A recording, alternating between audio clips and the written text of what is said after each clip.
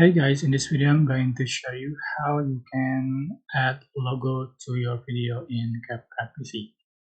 So to the point, for instance, I'm going to select the video that I want to edit.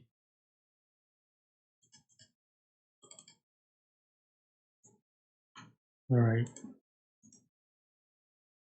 just get the logo. You can import your logo you have, or you can add the logo. This is your logo. For example, I'm just going to add the Instagram logo. Just put on top another clip, put on top the video, so which is as an overlay. You can resize and just body position, and you can also add the text, add the full text, just body duration, and just change the text with your Instagram account.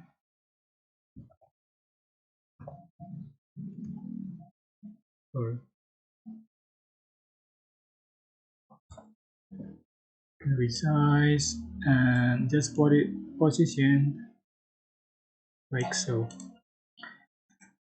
Okay, you can add another logo. Just import another logo.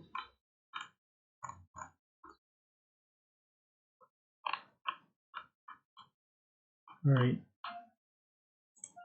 going to add the YouTube logo, put on, can resize and just body position like so, and add the text again, and change for the your YouTube account